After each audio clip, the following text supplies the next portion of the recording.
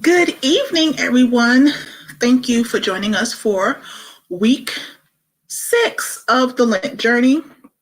And we are in Holy Week. And so it is one more day before the Lent journey kind of officially ends. That'll be tomorrow. Then we have Good Friday, and then we have, Easter Saturday, and then you have Easter Sunday. So I am so grateful to those who are joining us. Hi, Sister Marilyn. How are you on this evening? So let me just switch out some things. It's been a great day. It's been time consuming and challenging, but I wouldn't change it for anything in the world. Sometimes we ask God for so much, and when He begins to give it to us, we feel like, oh my goodness, it's too much, but it always works out to what God needs us to do. Yeah, I'm glad you're doing good. I'm doing very good. We are just moving forward. Like, God has so many things that He's doing that, He's preparing us for. I cannot wait to share a lot more things with you guys, the things that He has ready and we're doing. So it is all good. So I see a couple of people have joined. So what we're going to do is we are going to jump right into this evening's devotional. As I said, this is Holy Week, and our daily prayer request for this week is, Lord, may we know you more clearly, love you more deeply, and follow you more closely. Again, this is Holy Week. This is the last week ending into, Easter Sunday. Hi, Alfredo. Thank you for joining us. Hi, Miss Angie. Thank you for joining us. For those that I'm seeing, thank you so much for joining us on this evening. We had our Palm Sunday, you had Monday, you had yesterday. Today, we're going to talk about the topic, extravagant love. And it is one of the stories in the Bible we hear about a lot, and it's the woman with the alabaster box. There was always a lot of controversy around, oh my goodness, we could have done so much with that. What was she doing? And so that scripture lesson today is going to be coming from Mark, the 14th chapter, the 1st through the 9th verse. And I'm reading the New Living Translation version this evening. And it says, it was now 2 days before Passover and the festival of unleavened bread. The leading priests and the teachers of religious laws were still looking for an opportunity to capture Jesus secretly and kill him. But not during the Passover celebration, they agreed, or the people may riot. Meanwhile, Jesus was in Bethany at the home of Simon, a man who had previously had leprosy. While he was eating, a woman came in with a beautiful alabaster jar of expensive perfumes made from essence nard. She broke open the jar and poured the perfume over his head. Some of those at the table were indignant. Why waste such expensive perfume, they asked. It could have been sold for a year's wages and the money given to the poor. So they scolded her harshly. But Jesus replied, leave her alone. Why criticize her for doing such a good thing to me? You will always have poor among you, and you can help them whenever you want to, but you will not always have me. She has done what she could and has anointed my body for burial ahead of time. I tell you the truth, wherever the good news is preached throughout the world, this woman's deed will be remembered and discussed. And he was absolutely right. Now, we get to, where they said this could have been, bought for wages. We could have spent this money. We could have done anything with this money. Why did we have to do this? Now, in previous times, before there was embalming or anything like that, what they would do is that at burial, they would anoint the bodies with oils and wrap them. That was their way of kind of preserving the body, from rapid decomposition and things like that. So that's what they would do in preparing their body for. So now we have embalming, and people don't do that often, but that's what they were doing. And with it, when you have this scene of this, the unnamed woman pouring this expensive, ointment on the head of Jesus, it's an expression of just purely extravagant love. Even though she gets criticized, now I want to say that again, even though she gets criticized by those looking on, Jesus comes to her defense. He tells those who were doing the grumbling, she is doing something very special for him. But they still don't listen. She was, they're showing her love for him in an uninhibited and a demonstrative way while they were still sitting with him. There's an invitation for us too. We're invited to become extravagant in our loving, both in our relationships, with the Lord and with our loved ones, And so basically it's a matter of she heard from afar, and I'm adding to the story because I'm just, based on what I know, what I grew up with, I'm just saying that she's heard that Jesus is there. And she knows that he is somebody that can heal her, that can show love, that's going to show unbiased love to her. He's not going to judge her. He's not going to criticize her. And for her, it would be the ultimate, blessing or, show of love is to anoint him. Now, mind you, yes, she could have probably sold that, perfume for a year's wages and been set for life. Could have been. However, as you can tell, it's something that she held on to for a long time. It wasn't came by. It was something that she cherished, that she had in possession, that she took care of. And the only time that she broke it open to use it was to anoint Jesus, was to present him with the ultimate gift of love. So she didn't open it any other time. She didn't use it to adorn herself, her girlfriends, or anything else. The time and the place was for Jesus. So think about how many times we hold things up of higher esteem over Jesus. And then what happens is we got two options. We just let it sit there and then it disappears, it gets stolen or it gets broken, or we decide to sell it, but then we're still empty inside. We still like, what's going on? Why don't we feel like, the best thing? Shoot, I just made $100 off of that. Like, why don't I feel any better? Because we have put that above showing the one. And yes, Jesus is the one, showing him that we love him without a doubt, above all things, above anything that can be given to us in the material realm. And see, that is what are some issues today. I know that was an issue I had.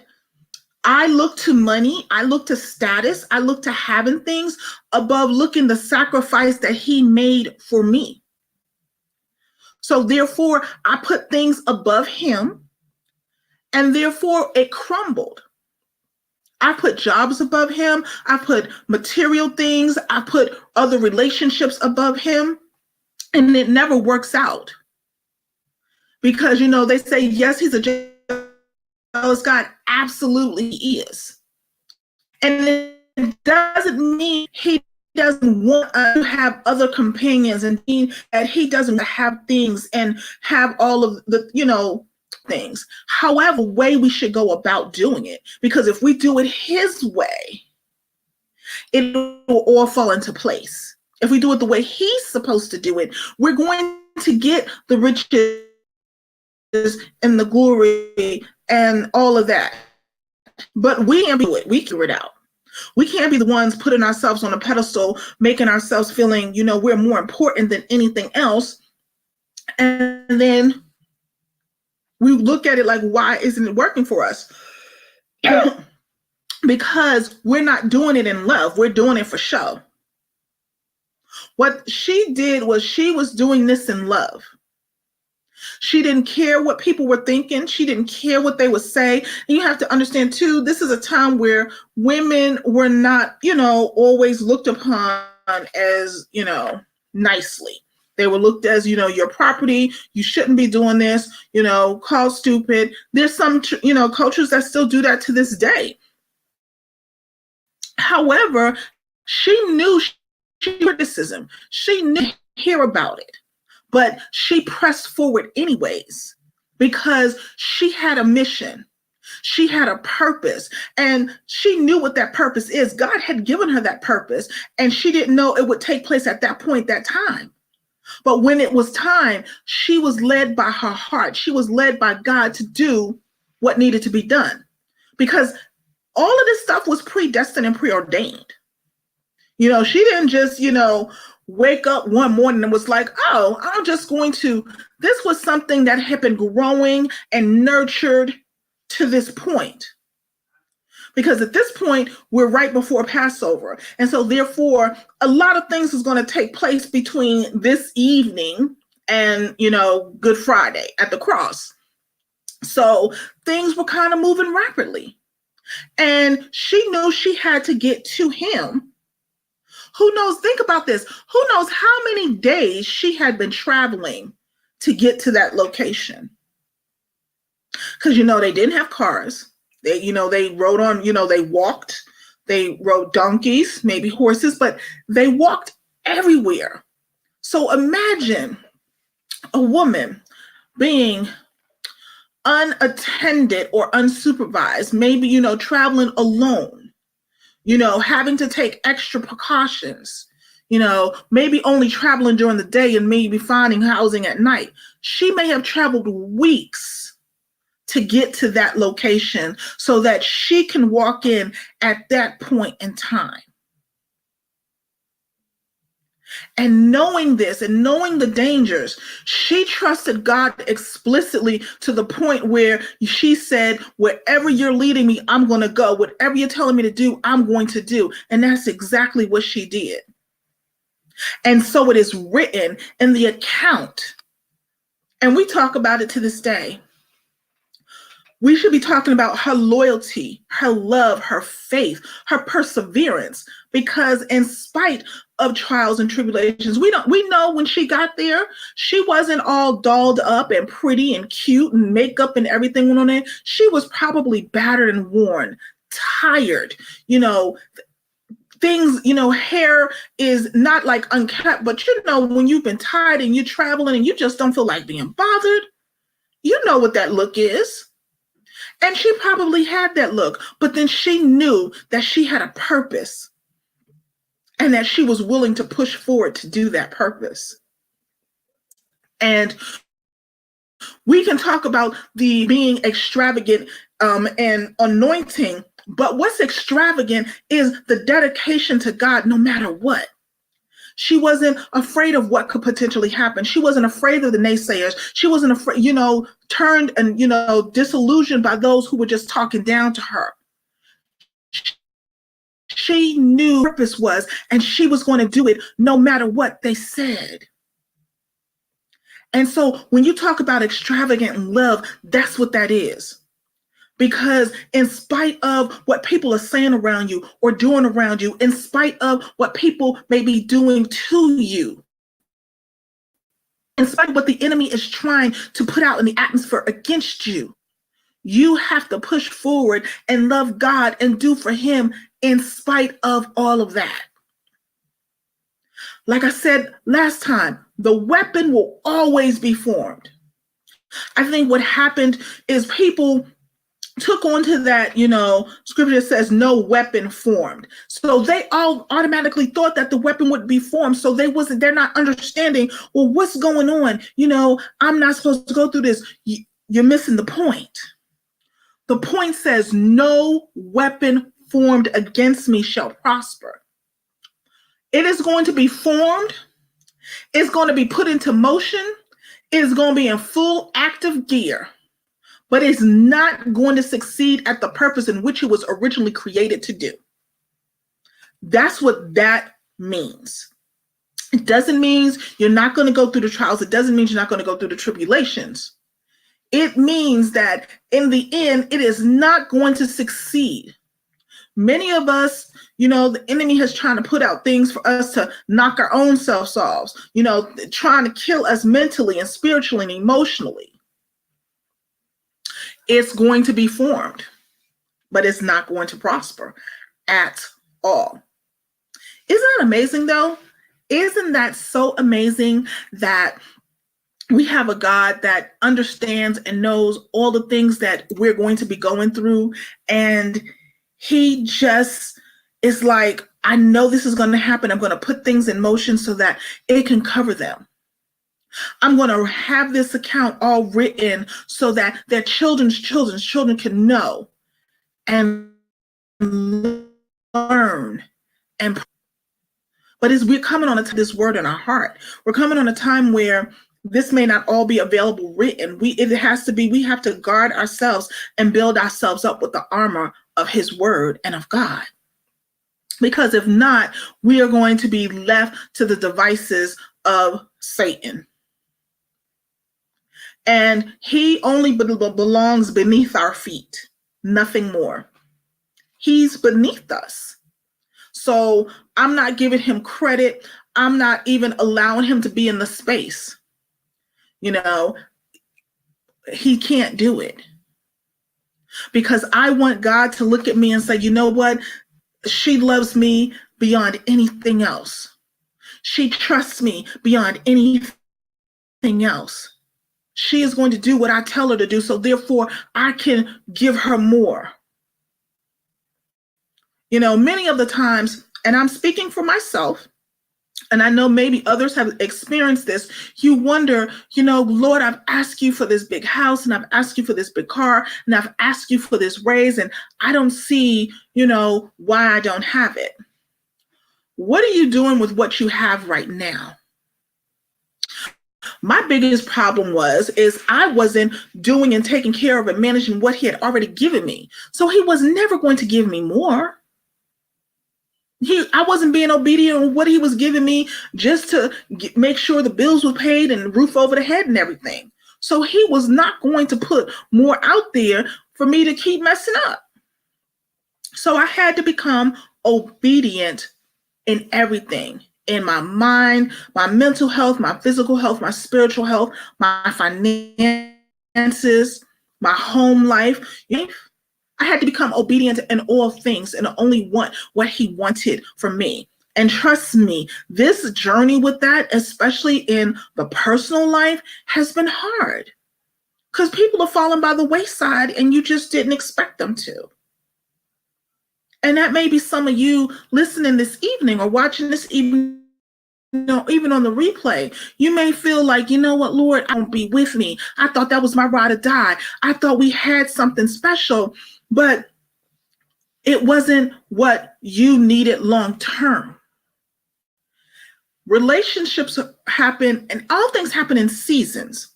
And not every relationship or situation or job or house is meant for a lifetime. And that is where the flexibility with God comes into play. Because when you trust him wholeheartedly and wholly, you can move when he moves. And then it's not stressful. We become stressed because we are trying to control it. We're trying to have say over it. We're trying to say, no, we want to do it this way and that way. And that is what always jacks us up. Always.